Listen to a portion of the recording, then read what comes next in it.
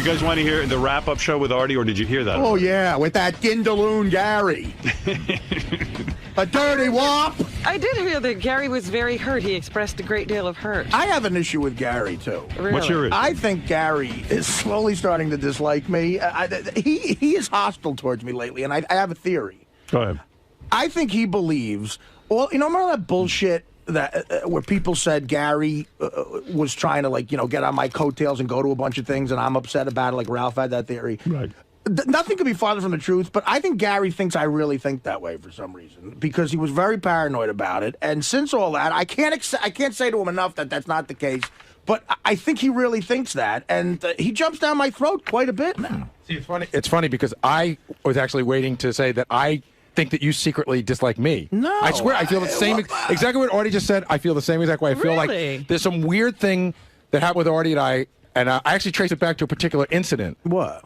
Which I don't really want to discuss on the air that much, but all right. when you A dirty wop. well, no, I thought that Artie just sort of wasn't liking me. But I thought it was interesting when you said yesterday you couldn't understand why I was disappointed.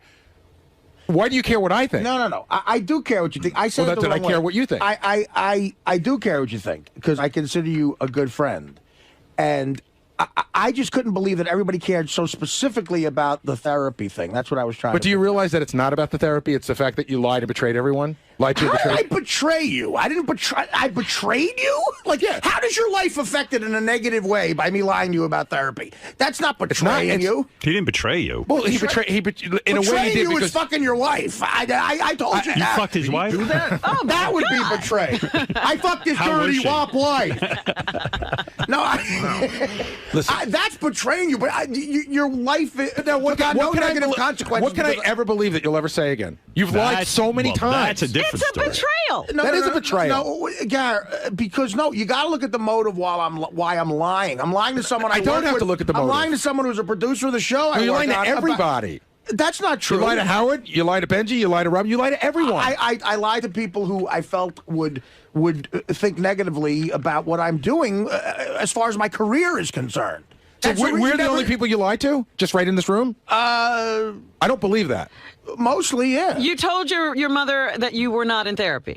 Listen, my mother knows me better than anybody. My mother knows I haven't been in therapy, of course. But you didn't tell her that. She believe me, at my birthday we discussed it. She knows I'm not in therapy. My mother can see through all that bullshit.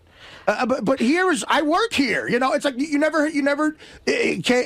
Look, I'm too honest is the fucking problem. You people who I work with shouldn't even know I have a heroin problem. But that's you telling us. I know, so I'm too honest. What is it? But Artie, I'm a showman. You came in with the whole therapy rap because after you missed the Saget roast, right? You were getting so much shit that you had to come up with some sort of plan to get everyone off your back. Exactly. So I don't lie just to fucking lie. When I tell you I like the Yankees, or we're talking about something about my life from years ago where there's no consequences, I'm not lying. I don't lie about things in general. How do I know that? What do you mean? How do you know that? I'm supposed to know what the lie is and what isn't the lie? Garrett, my point is, what do you care about if I'm lying to you about certain things? And why would I lie to you about? The only thing I lied to you about was the fact that something that might affect my work. That's what I lied to you about. I don't lie to you about anything else, because why would I? All right. See, Gary, Artie only lies to benefit himself. No, I lie to benefit myself doesn't lie when just it comes to to lie. work. Right. Of course. He doesn't lie. Just a lie? I did not get the program that tells you what the lies are for. Well, listen, the whole thing with lies, it sounds like some soap opera now. I'm not a liar. 99% of my life, I don't lie to anybody. But when I'm afraid something might affect my job, You lie. I might, yeah. And I might continue to do it. In other words, if you were married and your wife said, "Are you cheating on me?" I might lie. You might lie. There I might lie. You ever told a lie? Of course I have. Okay, well, here you go. You're a liar. You're a dirty wop liar. I'd like to think my percentages are slightly lower than yours. No, they're not, Gar. I guarantee they're not. I lie about things that, if I told the truth, would negatively affect my work life, yeah. Or, I've had girls, who I've told I've never been with whores. You know what? Listen, while we're here, let's just get this done with, because what Artie said earlier, I do feel that there's some animosity of Artie towards me, and here's when I thought it started. Okay. Artie accidentally saw my check once. was accidentally sent to him. God. And You're gonna I am talk telling you about that this? after that, Artie started to treat me differently. Oh, He thinks he that's saw so- something, and it was really weird. I really do believe that, Artie. Garrett. Well, you know what? I think, you know what? I'm sorry, because I really don't, that has nothing to do with it. I can't believe that's what you just said. That's not even on my mind. But talk about fuck-ups. I got mailed Gary's check. And then here's okay. So Listen, man. Answer me this question. I'm ashamed. I opened it up thinking it was okay. my So kiddo. answer this question. This is what they told me. They I accidentally. think you're lying there. I think you knew it was his thing. This is what they told. Well, hold on. This is what I'm getting. Just so you know, Artie. What does that They mean? claim that they accidentally mailed my check to Artie. Yeah. They claim that they called Artie in advance to tell him that was the case. I think it was Artie's mother, Right. and to please just not open it and send it back. And they claim he opened it anyway, No. which I don't know that I believe that. I don't want to believe that. Garrett, they're covering their ass, man. Yeah, I don't wanna They're believe it. covering their fucking ass. You don't think They they're made that a mis- organized to actually call No. Artie and say, don't open up the check? They sent the How wrong could they check. send my check to fucking somebody else? I don't know. How would they know after the fact that Garrett, they sent the check to the wrong location? I would never in a million years do. They found out they sent the check to me because I told them. I mean, how, I don't want to. The reason I didn't bring that up is because I don't want to get anybody fired. You know, I'm sure they've been fired already. I don't. Well, You don't have to worry about that. They've just been fired because not the names I heard were involved with it, yeah. and I don't want to get them fired. But there is a part of me that does believe on a smaller level that Well, what about your check would make me mad? you might have thought it was too much. I think it's too much. Garrett, you know what, Howard's buddy? I think Actually, you're I hate underpaid. you. How's that sound? But the other thing is, You know what? That's odd. That's a surprise. No, I never. No, absolutely not. the other thing is, there is a part of me that does believe that, once that thing was planted in my head about me piggybacking on you, I know, dude. I And you- start to wonder. And and listen, Yeah, you and didn't I help couldn't if I'm tell you making a I- joke every day Well, before Garrett's before my we job went to to make get jokes. I can't know. sit here and just, He can't be nice to you I all got the you. time. I got It's you. like Ralph calls up the wrap-up show and, goes, oh, now you're going to make jokes. What the fuck am I here for? I'm not here to get analyzed by people. I make jokes. I'm Artie the Joke Man. Are you making jokes now? Well, tell a fucking joke already. Okay. So this Eat guy, palmonomic. You ain't got the brain. You ain't bone. so this guy's reading a book in bed. He dips his finger in his wife's cunt to turn the pages. Give Rodney a chance. Get ready to Ted.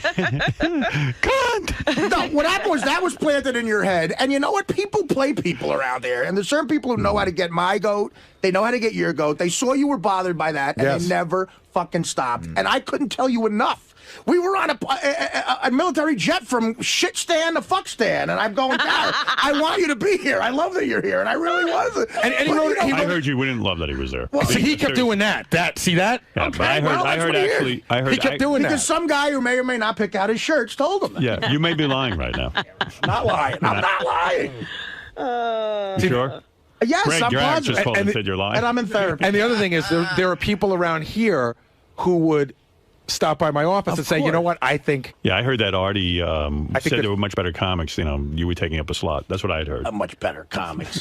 He didn't take up a better He comics? didn't take up a comedian spot. Yeah, I took up Artie's friend's slot, who inevitably wasn't going to go anywhere. Actually, yeah, because it was a long So story. you were happy to see Gary in Afghanistan. Let's clear that up. Absolutely. Absolutely. I swear to God, I'm telling the truth. I believe you. I'm an atheist. I'm telling the truth. I think it all worked out there, and I think that I didn't. Hold it. It was a I have great to trip. interrupt this. It was a great trip. Artie, Heroin is on the phone. of course. Heroin, hi. Shit. Heroin never lied. Good morning. Good Hi. morning. Good morning, Heroin. Robin, I'm sorry to inform you that Yes. Artie has lied to you. We were together last night. You were with Artie last night? You and Heroin were together? What, I'm calling from his right front pocket.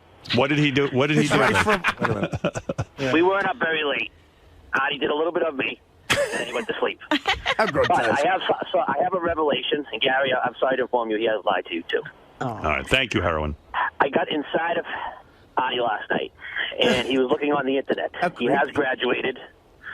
You can refer to me. All right. You were funny for a few minutes. Right. Heroin is not that funny. As soon as he said it, it isn't funny, Robin. You kids out there, remember that. And no, he said I was on the internet too, lame. Hey, Lisa G claims. Tell me if this is true. She's a dirty heap. Lisa G claims that when you got Gary's check by accident, you tried to show it to her and she refused to look. Is that true? Really? She's claiming that. I didn't try to show it to Lisa her. G, is that true? Here's what I did that was She horrible. says Artie showed her Gary's I'll tell you the check. day it happened. What? Lisa, is that What is true? going on around That here? is. Uh-oh. Here's Lisa. I never physically had Gary's check. You At your birthday party at John's Pizzeria, I was sitting there with High-Pitched Mike. I never physically and you had said, Gary's I check. have Gary's check you want to see, and I turned away, and I think High-Pitched Mike saw I was it. busting her balls. I didn't have High-Pitched Right, Mike like saw it? now we really believe Well, you. I didn't physically have Gary like I brought it to the pizzeria. I would. You were carrying Gary's check around? Yeah, that's what I did. Lisa, I was Yeah, kidding we with really you. believe you now. Lisa, first of all, Lisa, you seem upset with Artie now. you're a because- dirty little he. Lisa, you were going to date Artie at one point. You were thinking about You it. thought Artie was a catch. Now that you found out that Artie's lying about therapy, you seem angry. Well, I have my file, and I revisited it yesterday. What's in your file? All the lies that he said. When I followed him around with my microphone on TV, I've got a nice big file. May Really? 4th, 2006. What did you find? Artie says I have a nice ass.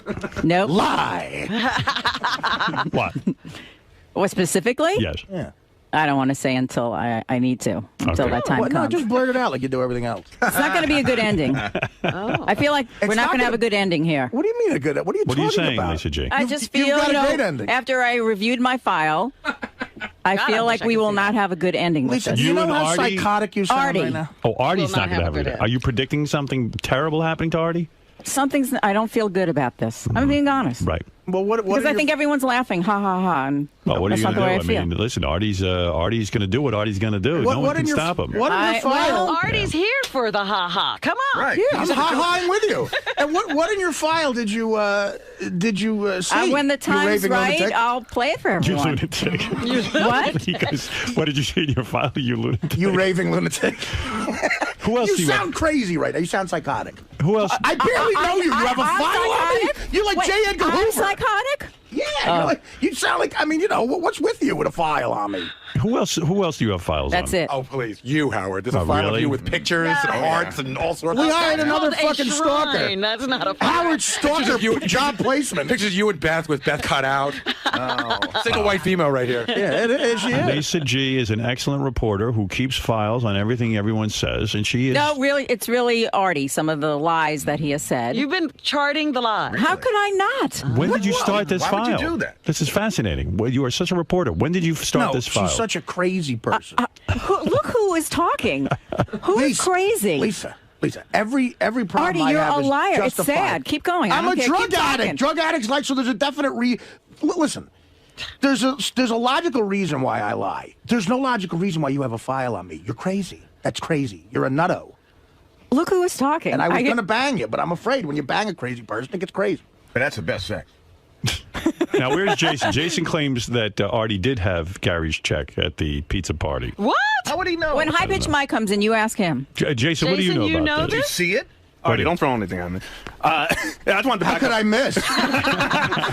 That's why I said don't. Move, I can't see Robin. No, I just wanted to back up Lisa on that since Artie's being truthful now. I mean, you did. You had the check out and you were showing it around the party. You were, saw dude. the check. I saw the check. Wow. I did not see the amount written on the check. Honestly, that is. I never physically had the check. Maybe you know you were what? high. My mother had it and never ever showed it to me. Then how'd you know the amount on Then it? how'd you get it in your wallet? Because Mom told him. No, my mother called me up and I went over and looked at it. But What is it, a my museum mother artifact? listen. My mother knew the amount, so my mother was never Jason, you're claiming Artie had the check and he Where showed it to Jason you? ran away. Oh. Was Gary at that party? I was. Did he give you your check back? No. Why wouldn't I do that? Why would you Dad? do that? What happened was That Artie, sounds like he was joking. what had Of happened? course I was joking. Artie was I never physically had the check. Jason, you saw the check. He was showing something around. I mean, look, we're all. Maybe he was kidding with a piece of paper or something. You're such a gullible little fruit. Oh, okay, so I made up out of thin air that you had Gary check. They knew how much you made. I knew how were much you. I upset by did. how much you I made. did know how much you made. Yeah, see, that's the thing. I was joking about Then it. other people, Yeah. like Artie started talking about it at the So party. you feel Artie got angry with you after he saw the amount of money you made? You've always I don't had know that feeling. But wait a minute, there's a angry. bigger issue here. That's I think it's more backtracking on resentment. that. And all of a sudden, I didn't have the check. You were showing something around. What was I showing Artie, around? that night at the restaurant, Right. you said, I have Gary's check. I know how much he makes. It's kind of upsetting me. I knew how much. Lisa you made. has the same story. There's other guys in the back room with the same exact story. Are there really? Yeah. That I physically showed them the check. Physically showed the check. I'm trying to remember if you physically had a check in your hand. My mother- I remember seeing something in your hand with a figure written down. Who else is saying yeah over there? Benji. No, I'm saying Benji saw it too? Artie might have joked around and written something down, but that doesn't mean he had the check with I him. did not have the check. Sounds like he was.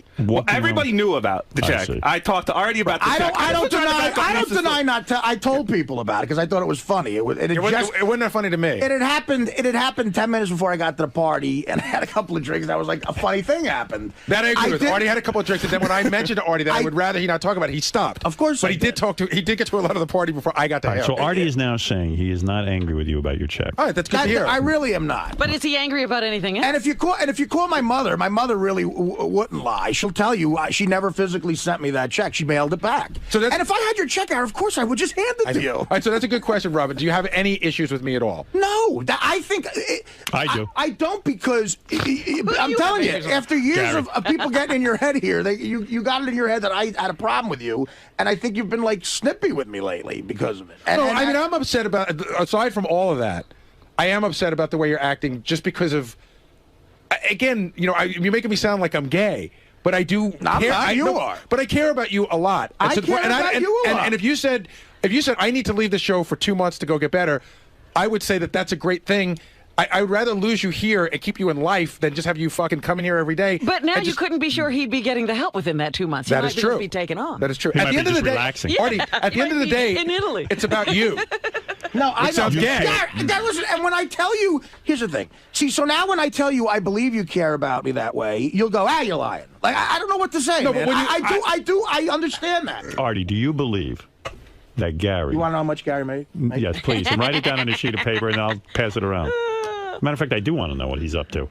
But do me a favor. He's underpaid. Is he? Okay. First of all, I don't even know. Here's a funny thing. I don't even know that doesn't sound like a real applause. I don't even know what it was that Artie saw, and I don't even know, what check he saw, whether it was for what period of time. Here's what so I don't know what's in his head. Here's what I'll admit to. I swear to on my father's grave that I did not have that check at that party, and I would have given it to you if I did. What I will admit to, which I should have showed more willpower, was my mother gets my checks. And she called me up and she said, "Listen, Art, I feel bad. I was sent Gary's check instead of yours by mistake, and I just rip it open a lot. And I looked at the amount, and it was a different amount than usual. And I started looking about why it would be that way. And she saw Gary's name. Right.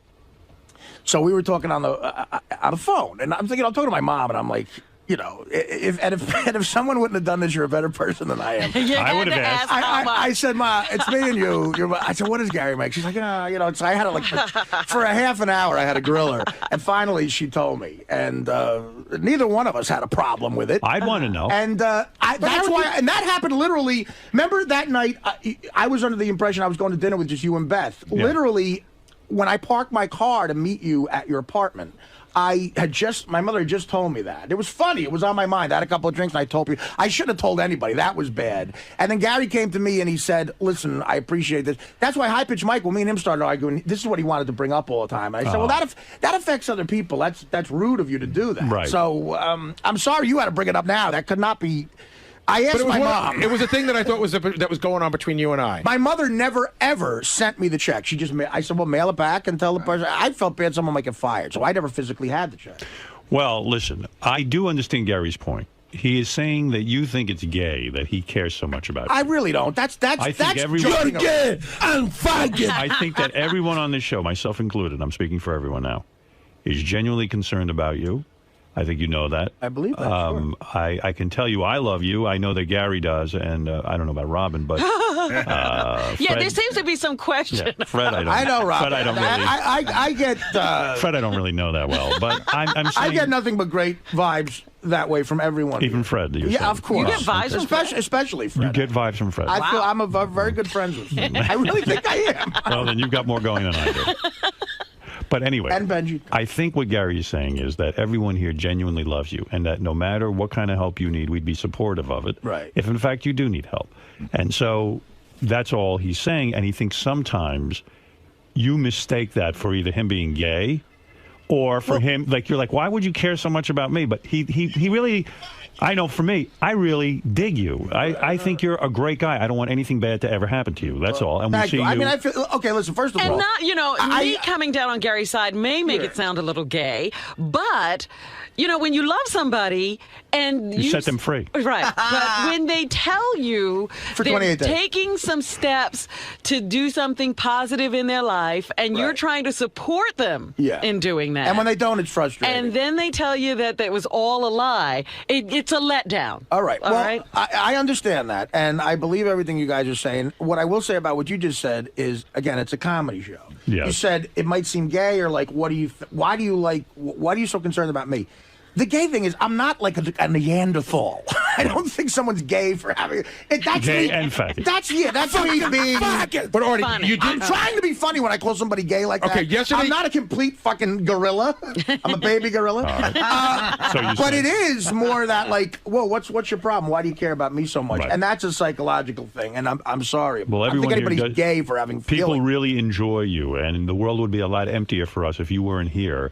And all we're saying is that we know Artie does what Artie wants, but at the same Yeah, point, we get that. if Artie decides he ever needs help, we're here for you. Like if I told you the first couple weeks of 2009, I'll be away getting help, you'd be fine with it. I wouldn't I believe would, it, but drive I you. would try to Well, support you.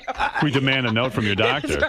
Well, yeah, you'd get. Hey, Howard, can I I know just say- doctors that for money will give me a note. Artie made an amazing revelation on the wrap-up show yesterday. Going to this point, Artie talked about the first time he went to rehab for his coke addiction, and he went to a 4-month program. And in the middle of the program, he got the movie Dirty Work. Is that correct? This is in the book. Right. Yeah. So Artie says basically he was not supposed to get out, and the place doesn't exist anymore, and he doesn't name it. Right. But he basically bribed his way out after half the time in there. Yeah. So he never even finished that rehab. Well, when you're in rehab, they can't hold you there against your will.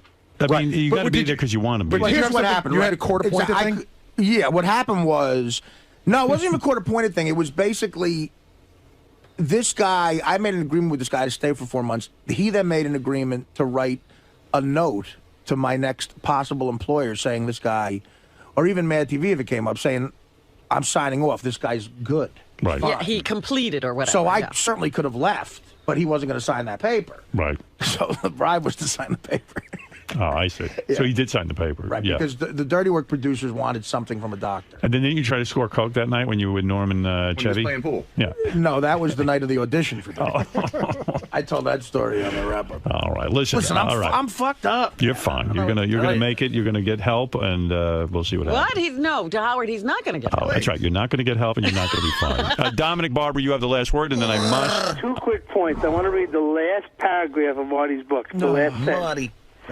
Because lately I'm starting to think on the show business drug addict forgiveness meter, I'm inching closer to Jeff Conway than Robert Downey Jr. each and every day.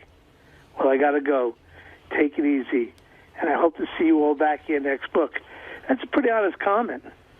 Thank you, Dominic. And that he sees himself more like Conway than Downey. Yeah, we heard it.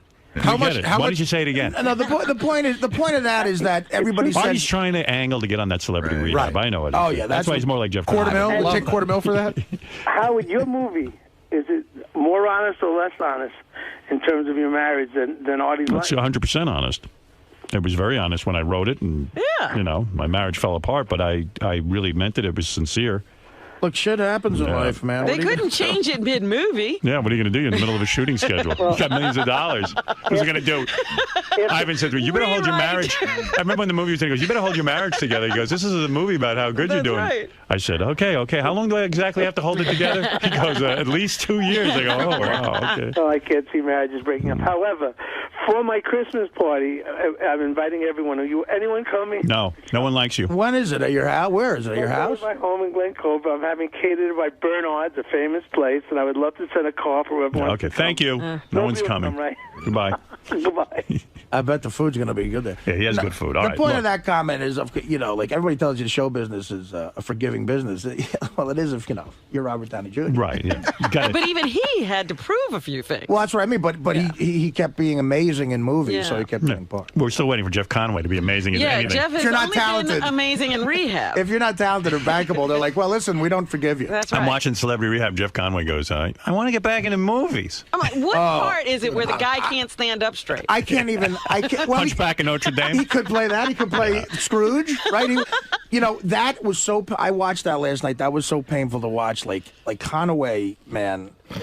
Again, he stepped up when Gary Busey got boring, Right. and took over again. Like that one part where he's saying, because I can relate to it so much of the fear of that happening to someone in show business, like, I can't stand the failure. He's letting it all out. Like, I can't, I want to act again. He goes, I want to win an Academy Award. I want to win the Oscar. Please. Well, Dr. Drew has to sit there and go, I think you're going to do it. Maybe you should be a teacher. I got to tell you, they say Mickey Rourke is going to be nominated for an Oscar for that movie that he's in. He's never been in Celebrity Rehab. He should have been, and I would have thought he could never be in a good movie again. This is all fascinating, but I must take a break. I have such a funny story about that movie the next time you have time, the Mickey Rourke movie. I want to hear about that. The Wrestler? I have a good story. Were you up for that? I auditioned for it's really it's a typical story about my life, and addiction comes into it. I could tell it quick. Okay, go ahead. All right, the guy who directed that and I think wrote it is a guy named Darren Aronofsky. He did a movie called Requiem for a Dream. Did you ever see that? Yes, great movie. Unbelievable movie. And so I haven't taken. I used to be great at auditioning, man. I suck at it now. And this guy called me up and said, Darren Aronofsky personally, he says he wants to see you for this movie, The Wrestler. Right. At the time, Nicolas Cage was doing it, not Mickey Rourke. Oh, this is many years ago. No, this is just last year. Okay, Nicolas Cage fell out, and I read it, and it was like with Nicolas Cage, I didn't want to do it. I was like, it's just going to be. I'd rather do the Howard Stern show than be in some shit Nicolas Cage movie. Right. Then they Thank you. then they said, Mickey Rourke's going to do it, and I said, you know what? Now it seems interesting to me because I read the script. Right. I said, now it turned into a movie that I'd want to be in, and so I went and I auditioned for this guy, Darren Aronofsky. He's a younger guy. I don't realize he's a little bit younger than me. I really took it seriously. And I had what I thought was a great audition. It was for the fifth lead of the movie, a sleazy wrestling promoter in that world, and he had all the scenes with Mickey Rourke. So I went back another time, killed again. Then I went back and did a screen test. This is all in New York, killed again. So my agent says to me, Aronofsky really likes you, and it's between you and one other guy. I said, who is it? He wouldn't tell me. Probably Robert Downey Jr. I'm dying. Right. Yeah. I'm dying to see the movie. Right. Because you don't know who. Do you know who got it? No. It's one of those things where I just put it out of mind. And they made it quickly because now all of a sudden it's out and right.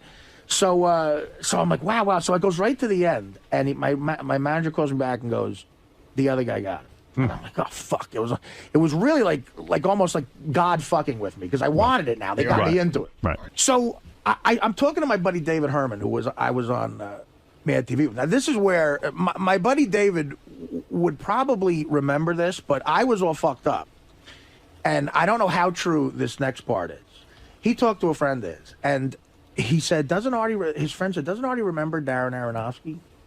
And I said, what are you talking about? He goes, when I was at Mad TV back in 1996, we go out to a Hollywood party. This is this kid telling me the story. Yeah. And Artie was really fucked up. It was one of those times where you had to pull him out of the party. Right. And this kid went to film school with Darren Aronofsky. He said that in this party you claimed that this guy Aronofsky, this is before Requiem for a Dream, about a year before it came out. You claimed that this guy was looking at you wrong, and you kept hitting him in the head and punching him in the face. And I said, "What?" He goes, "You were you were abusing this guy, calling him a film school fag." And wow, and, maybe he did this to get back at you. That's what I'm thinking. So he said to me, "Do you think he could remember that?" And he's just fucking. Sure, with he would. Who would forget that? Some guy smacking me in the head. I ain't gonna forget. I said, "Listen, I don't can't remember." wait to get that guy. I said, "Listen, I don't remember this." Wow. And what an elaborate plot to fuck your head up. Well, it makes sense since the guy that got the part looks nothing like Artie. Right. Yeah, completely physically different. Again, but you see, I don't. Maybe there's a chance he forgot it because he didn't forget. Maybe he thought you were that guy. Like maybe he thought, wow, he'd be perfect. This for the guy's such a scumbag. such a dirtbag. Yeah. But he was so nice to me in the auditions and never brought anything like that up. So I don't know. Maybe that's a very dark way to get back at someone. That would be almost criminal mastermind. Yeah. Have you seen some of his movies? 𝗻•cia 𝗲𝗿𝗍. He seems like he'd be that kind of guy. Wait, everyone's talking at once. What is that, Fred? Have you seen some of his movies? They're very intricate. They're very cerebral. Right. Well, very plotted out. He seems like he's that kind of guy. I love Requiem for a Dream. It's a great movie. Yeah. Yeah. Really amazing. That's about as dark.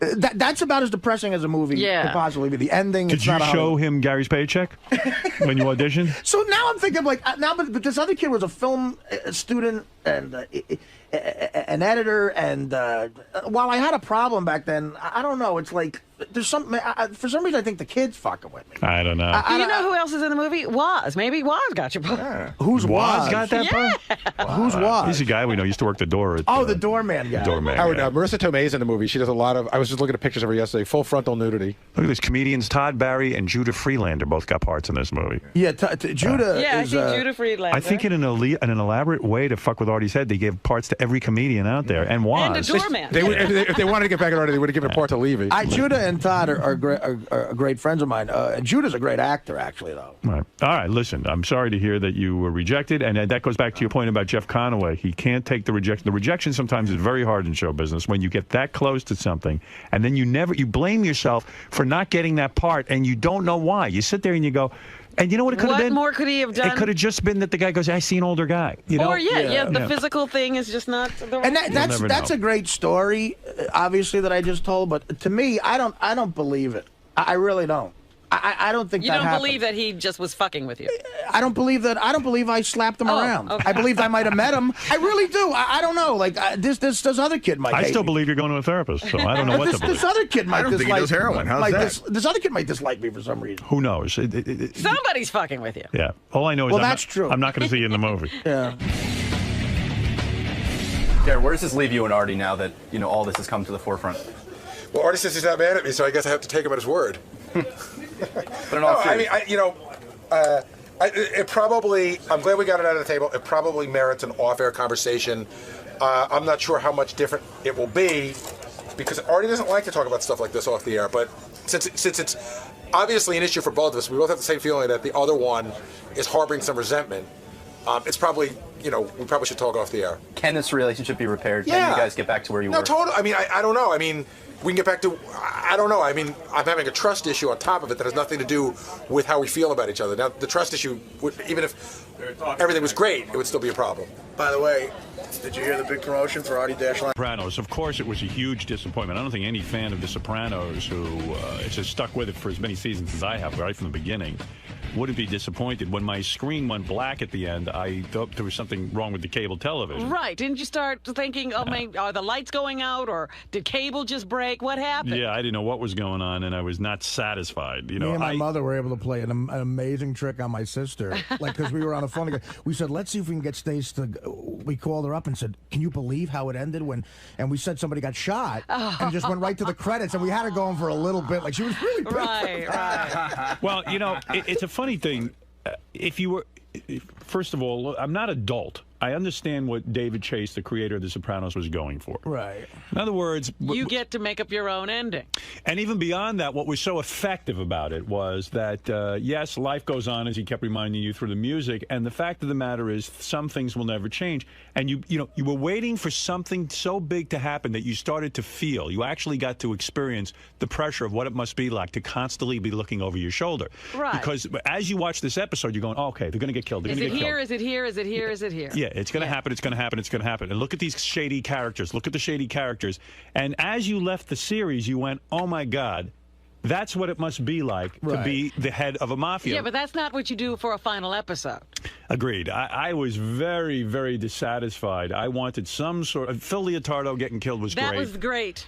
That's, in a creative way to kill him and have the car roll over and the whole thing. Well, the Uncle Junior stuff I loved. Me too. Yeah, no, he went back. He had closure with him. And the great thing about The Sopranos, too, is they add, after a violent scene, they add something that, as a button a lot of the times, it's almost more horrific. Like, what if those two little babies died, too? Right. Like, which I love. That's really a unique thing to that show. And there's amazing... little things that were great in it, like fucking Paulie with the Virgin Mary thing, and Tony going, God, you should have told us, we could have made more money. But the cat was ridiculous. The cat thing, well, I think he was funny with the cat. I like the cat. It was a little bit funny, but then it didn't mean anything. Paulie Walnuts deserves some sort of fucking Emmy, man. He's great. He was the kid's car on fire was funny too. But here's the thing. And that chick is hot. After the episode was over, Beth called me because she wasn't home last night, and she'd watched it, separately. And she said, "Well, what'd you think?" I go, "It was horrible." And then I got to thinking this morning about what other way would he show you the paranoia. So I'm going to give it. you know what? I love The Sopranos so much, and I don't know what the ending was. But there were other things that made no sense at all. The FBI guy. I love that. The FBI guy set up 𝗛𝗲𝗏𝗏. The FBI guy clearly is a wannabe mobster. I love that. Because I was like, well, is he okay? Then he's saying this guy's no different than these guys. That's exactly what he's saying. The FBI guy, Tony, are very similar. He's clearly and you know what? It's funny. Chase had to have that in his mind the whole time because that guy was always the guy who wanted to have the Italian sandwich with them at the deli and be part That of is it. Actually based on a true case of a guy who got sort of caught up in rooting for he was rooting for their team. We're gonna win. I thought that was that was an actual quote from a case. Oh, really? Yeah. We're gonna win. I was listening to the news this morning, and they said something about the episode that I didn't get out of it. So when the episode ends, did you get out of it that either they were all there because they were going to get whacked, or they were all there because they were going into the witness protection program? I didn't get that part. No, they were all there to have a dinner. No, but they said I didn't get witness protection. On the news this morning. They said, were they there to get whacked, or were they there to go to the witness protection program? No. And I go, God, That's I never, crazy. Never thought of that. There's one thing you bring up, though. At the beginning of the season, wasn't that guy with the glasses who his daughter is dating the son of he was working with the feds? Right. No, Patsy yes, wasn't. he was. Patsy wasn't. No, the other guy was. What the other other guy? Okay, wait. Let me clarify this. The one who Meadows dating now, the kid Patrick, who's going to be a lawyer. Right. You thought his father was dealing with the feds? Yeah. No, it's not him. It was the guy. It's another guy. I can't remember his fucking name. All right, let's go around the room. Robin, what do you give it on a scale of A, B, C, D, E, F, F being the lowest? I give it a C. You give it a C. Fred? World's worst series ending, F-. F-, Gary 𝗛𝗏𝗏, Baba Booey. D. D? Yeah, as in D? As in 𝗛𝗏𝗏𝗏. In 𝗛𝗏𝗏𝗏. Yeah. Wow. I was unhappy with it. I really was. In fact, I got confused last night. I'm not even sure which is the kid that went to the feds that turned on it. Was that 𝗛𝗏𝗏𝗏's No, house? Carlo's the guy. It was very confusing. Carlo's the guy who, he's the other guy who's always hanging with him. The kid that was on the Doogie Howser show, right? The Vinny Del Pino, the Max Casella? No, that's not Carlo. See, Carlo was a captain. Carlo's the other guy who's always with them. The face you always saw with them. Is he the guy that was sitting there with Donna 𝗛𝗏𝗏𝗏? No, that's a major flaw. I don't know who he is. I don't either. They were mentioning him. Like, who are they talking about? When they all go to the Carlo's the guy who his son called him over and said, "Dad, they got roasted pork." You remember? No, you watch it on such a different level than I do. The reason why I thought concentrated on the food. Carlo's the other guy. See, in other words, because Carlo's missing, that's why he wants Paulie to take over that crew. He's the other captain. I don't remember Carlo. I didn't either. When they said how did you not remember Carlo? The guy who are you looking at three people who watch the show from day one who don't know who Carlo is? All right, remember when they all go to the safe house in the episode before, and it's Paulie. Paulie's there, the big fat guy, and Carlo's the guy who orders the pizza. He goes, "You want to order a beef?" Oh, that guy, sort of nondescript guy. Right. I don't remember. That kid's kid was hanging out with Patsy's other kid. Oh, for Christ's sake, forget it. I don't remember. It's such a simple thing. It's not. No, it's not. All right. Look at me. All right. You don't have to watch it that closely. Why are you getting upset? Because. Why are you upset? You see, this is what's going to kill you. No. You got to calm down. No. I'm saying once you see the guy's face, you're going to know exactly who he is. But I should know Carl. I know Paulie. I know. I know Silvio. I don't know Carlo either. I got to confess. And I had trouble following. See, I got to go back to the first episode to see who was with the feds at the beginning of the season. Oh, that's Carlo? I still don't know who it is. Let me see. Oh, come on. I swear to God, I've never seen him before. That's who I thought you were talking about. Howard. But he's nobody. He's nobody. He's involved with them. Artie, you're getting upset. He killed Fat Dom. Remember his Fat Dom went over to Jersey and never came back? Who's Fat Dom? I don't know. I don't remember. You guys aren't watching the show. We are. Not knowing Fat Dom was like not knowing who. I don't know any of these people. McNabb is from the Honey. I couldn't even follow. All right, let me get back to the grade. Listen, wait, what is your grade? What is None your of your grade? opinions mean anything now. You don't know who Carlo is. We didn't even watch the show. Fred got it an F. Robin gave it a C. Gary gave it a D. See, your thing with the paranoia is that's a great description, but in the scene, Tony clearly wasn't paranoid. It seemed like But that's how it happened. It seemed like it was the end as scene. a viewer, you got to feel the tension. Right. Of constantly living on the edge. He looked very relaxed. First of all, that wasn't when. It was like during that whole episode, every time he took a meeting, every time he walked into a room full of people, every time he walked on the street, he could have gotten What is your grade, Artie, on a scale of A to F? I give it a B. A B? Yeah.